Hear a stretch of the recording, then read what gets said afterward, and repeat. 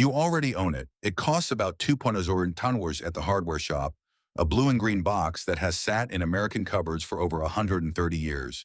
And the bugs eating your tomatoes, the ants in your pantry, and the grubs killing your lawn have no defense against it. None. Because the big garden brands cannot sell you a $40 bottle of something you can buy for loose change. They would rather you never learned what my grandfather taught me before I could read. I am going to give you 11 ways that plain people have used plain old borax in the garden and around the home. And the last one, the 11th, is the one almost nobody outside our community has ever heard spoken out loud. It is the reason I am making this video. Stay with me till the end. Before we start, tell me down in the comments what state you are gardening in and what pest is winning the war this year. Slugs, squash bugs, fire ants? Tell me. I read them. I still remember being maybe 7 years old, standing on a milk crate next to my mother at the kitchen sink in Lancaster County, watching her mix a little white powder into warm sugar water in a jam jar. The ants had found the bread bin. By morning, the trail was gone. She did not buy a thing, she just knew. That powder was borax. Sodium tetraborate, a mineral pulled out of dry lake beds in Death Valley, California, since the 1880s. The University of California Agriculture and Natural Resources Program has published research confirming that low-dose borax baits can wipe out entire ant colonies within 72 hours when the workers carry it back to the queen. The outside world finally wrote down what the plain folk have done at the kitchen table for generations. So let us begin. The first one is the ant colony killer my mother used, and it still works on every species I've tried it on, including those nasty Argentine ants down south. Borax does not kill the ant on contact. That is why it works. The worker tastes the sweet sugar, carries the poison home, feeds the queen and the brood, and the whole colony collapses from the inside. Mix 1 TSP of borax into 1 cup of warm water with half a cup of sugar. Stir it until it is clear. Soak cotton wool balls in it. Set them on a jar lid right where you see the trail. Do not spray the trail. Do not kill the scouts. You want them to carry it. In 3 days, the trail is gone for the season. But ants are only the beginning of what this powder will do. So let us walk out to the garden. Number 2, slugs and snails. If you have hostas, if you have lettuce, if you have strawberries, you know the slime trail and the holes by morning. Borax draws moisture straight out of a slug's soft body the same way salt does, but it does not poison your soil the way heavy salt will. Sprinkle a thin, dry ring of borax around the base of the plant, about ½ an inch wide, keeping it off the leaves and off the stem itself. Refresh after heavy rain. The slugs will not cross it. My uncle in Holmes County kept his cabbage heads whole all summer, doing nothing more than this. But slugs are slow. The next problem moves fast. Number 3, fleas in the carpet. And yes, this counts as home and garden, because fleas come in from the garden on the dog. The English will sell you a $200 exterminator visit. We sprinkled fine borax into the carpet, worked it down into the fibers with a soft broom, left it 24 hours, then vacuumed it up. The borax dries out the flea eggs and larvae, hiding in the pile where the chemical sprays never reach. Do this once in early summer and once in early autumn.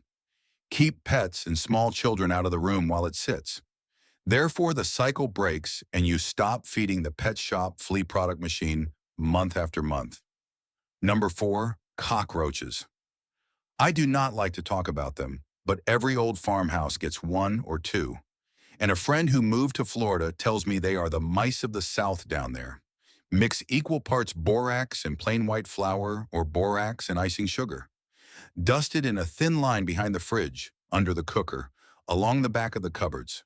The roach grooms the powder off its legs, swallows it, and is finished within a day or 2. Texas A&M Extension has documented borax baits achieving over 90% reduction in German cockroach populations in field trials. Cheap powder, real science. But roaches stay indoors. Let us go back outside because the next one is the use that saves vegetable gardens.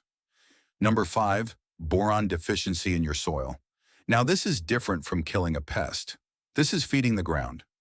Borax in tiny amounts is actually a micronutrient that beetroot, carrots, cauliflower, broccoli, apples, and especially tomatoes need to set fruit properly. If your cauliflower heads come out brown in the middle, if your beetroot is corky, if your apples are pitted, your soil is starved for boron. 1 level tablespoon of borax dissolved in 1 gallon of water, sprayed evenly over 1,000 square feet of garden once a year in spring. That is it. Oregon State Extension has been recommending this exact rate for decades. Do not double it. Boron is good in whispers and toxic in shouts, but once you fix the soil, the harvest doubles. So what about the bugs that fly? Number 6, carpenter ants and termites in the woodpile in the porch beams. This is the one that saved my brother's barn. Mix borax with warm water until it stops dissolving. About 1 part borax to 8 parts water. Brush it or spray it onto bare, unpainted wood fence posts, the underside of the porch, the sill plates in the barn, firewood you're about to bring in. The borax soaks into the wood fibers. When a termite or carpenter ant chews it, the powder ruins their gut bacteria and they cannot digest cellulose anymore. They starve in their own tunnels. This treatment lasts for years as long as the wood stays out of driving rain. The commercial product that does the same thing costs $60 a gallon and is, I will tell you plainly, the same chemical with a fancy label. But pests are only half the battle. The other half is what is already growing. Number 7, and this is the one for those of you who wrote me saying, your garden is already in. Your beds are already mulched. Your tomatoes are already 3 ft tall. And you think this video is only for spring planters. Listen close. You can do this Saturday morning. Powdery mildew on squash, cucumbers, and zinnias. That gray-white dust on the leaves that spreads faster than you can pick. Mix 1 TSP of borax and 1 TBSP of cooking oil into 1 gallon of water. Shake it hard. Spray it on the tops and bottoms of affected leaves in the early morning before the sun hits them. The borax shifts the leaf surface to a pH the fungus cannot live on, and the oil makes it stick. 3 applications, 4 days apart. I have brought back squash vines that I was ready to pull out and burn. You do not need to start over, you just need to spray. But mildew is not the only thing creeping in. Number 8, weeds in the cracks of the pavement, the driveway, the patio stones. Not in the garden beds, mind you. Borax will hurt anything green it touches, so keep it far from what you want to keep. But in cracks, where nothing should grow at all, dissolve 1 and 1/4 cups of borax in 1 gallon of warm water and pour it right into the crack on a dry, sunny day. The crabgrass, the dandelion, the creeping Charlie, gone within a week and they stay gone for the season.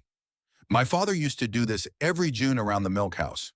No $40 bottle of weed killer, no glove and mask, just a watering can. Therefore, you save the chemicals for nothing because the cupboard already had the answer. Number 9, mice in the shed and the chicken coop. Now, I am not going to tell you borax kills mice quickly because it does not.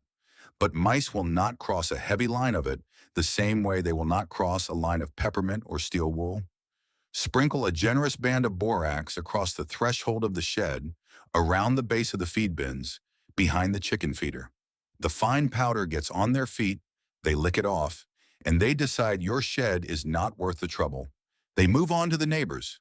I am not proud of that part, but it is honest. The grain stays in the bin, but we are getting close to the one I promised you, so stay with me one more.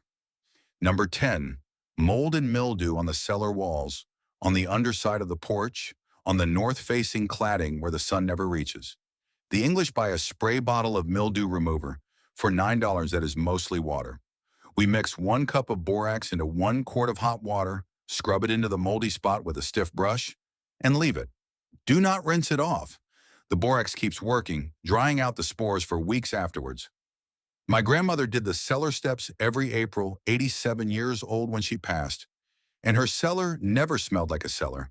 It smelled like clean stone. And now the 11th, the one I have been holding back. This is the one almost no one outside the Plain communities knows.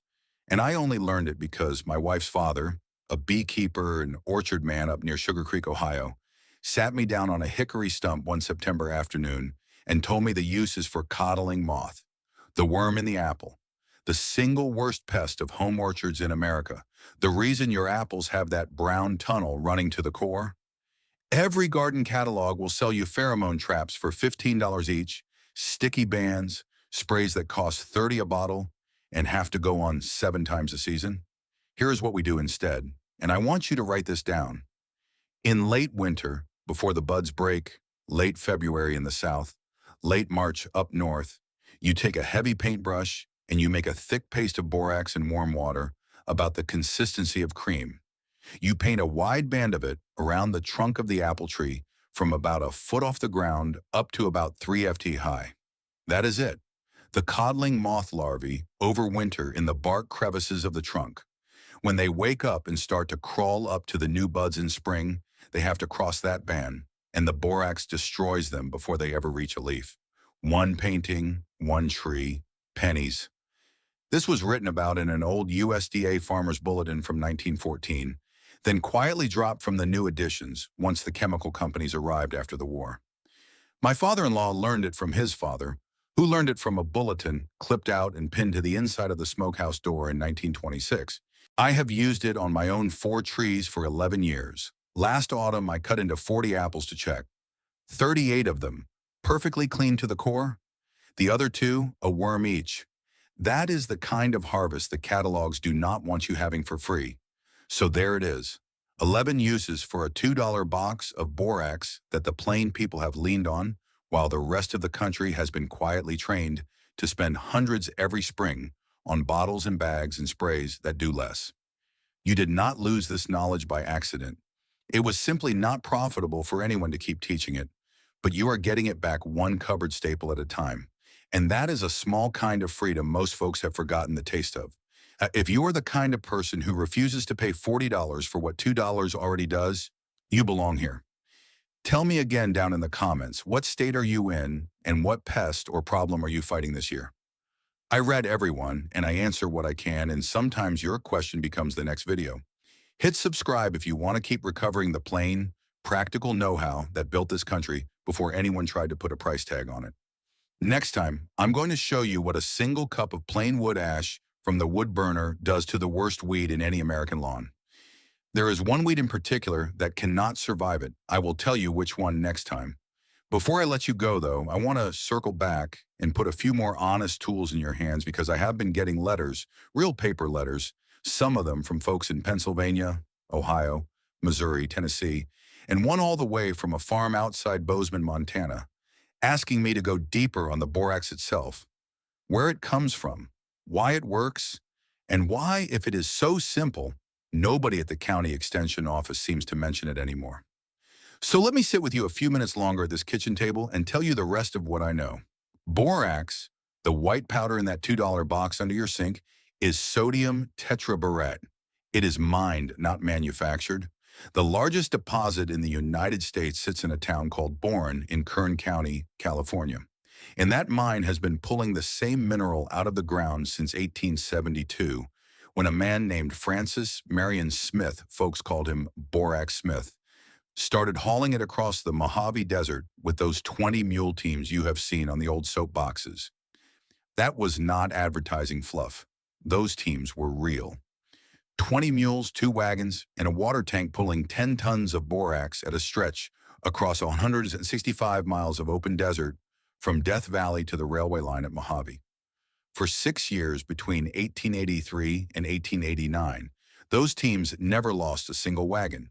That is the kind of work that built the supply chain you are now buying from for $2.19 at the supermarket. And here is the part that matters for the garden. Borax in small measured doses is a micronutrient.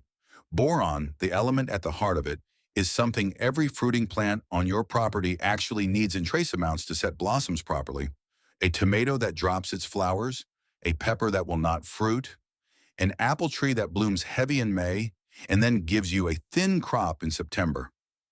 9 times out of 10, in my experience and in the experience of the old county agents who wrote bulletins in the 1930s and 40s, that is a boron deficiency in the soil. 1 level tablespoon of borax dissolved in 2 gallons of warm water, poured slowly around the drip line of a mature fruit tree once every 3 years. Not every year, every 3 years will correct it. I learned that exact ratio from a United States Department of Agriculture pamphlet, Farmer's Bulletin, number 1750, printed in 1935, back when the government still printed plain instructions for plain people. You can find scans of it online if you look. They do not hand those out at the garden center anymore. Now, I want to be straight with you because I am not in the business of selling you a miracle. Borax is a salt. Too much of it will burn a plant down to the roots and sterilize a patch of soil for 2 or 3 years running. That is exactly why the old-timers measured in spoons and not in cups. A teaspoon for ants, a tablespoon dissolved for a tree, 2 tablespoons mixed dry into a 5-gallon bucket of sand for the perimeter dust along a foundation. These are not approximate numbers. The woman who wrote that recipe on the smokehouse door in 1926, her name was Esther Yoder, and her granddaughter still farms 80 acres outside Millersburg, Ohio. She underlined the word level 3 times on that card. Level teaspoon, not heaping, not a pinch over. The old folks knew that the line between medicine and poison is almost always the dose, and they respected that line the way you respect a hot stove. I also want to address something I have heard from a few of you in the comments, and it is a fair question. Somebody wrote in last month and said, well, if borax is so safe, why does the box have a warning label on it now? And the answer is the one nobody likes to give, but it is true. Beginning around 2010, the European Chemicals Agency reclassified borax as a substance of concern for reproductive health at high industrial exposure levels. Meaning if you worked in a mine and breathed the dust for 30 years, not if you put a teaspoon on an ant trail in your kitchen. The American labels followed the European ones because it is cheaper for a company to print one warning that covers every market than to print two. So the box looks scarier than it did in 1955, but the powder inside is the exact same mineral your grandmother washed her nappies with. Read the label. Keep it away from children and pets the same way you would keep washing up liquid or vinegar away from them, and use the doses I have given you. That is the whole of it. One more thing, and then I will let you get back to your evening. A man named Elmer Stoltzfus, who farmed a 32-acre place outside Lancaster, Pennsylvania, until he passed in 2019 at the age of 91, told me once that the difference between a garden that feeds a family and a garden that just frustrates one comes down to about 6 decisions a year. When to plant, when to mulch, when to water deep instead of shallow, when to walk away and let the weather do its work, when to pull a plant that is not going to make it, and when to reach for the cupboard instead of the catalog. He said that last one cost him nothing for 58 growing seasons, and it fed 4 children, 19 grandchildren, and a fair number of neighbors who showed up at the back door in August with empty baskets and a sheepish look. That is what I am trying to pass along to you. Not a product, not a trick, a way of seeing your own pantry as the first place you look when something goes wrong out in the rows instead of the last. The catalog can wait. The garden center can wait. The $2 box has been sitting under the sink the whole time, patient as Sunday, doing the work nobody bothered to tell you it could still do. If this story changed the way you look at the simple staples in your cupboard, please subscribe and like the channel. We are unearthing the history they tried to bury. Let's plant the future together. The next treasure will be open soon.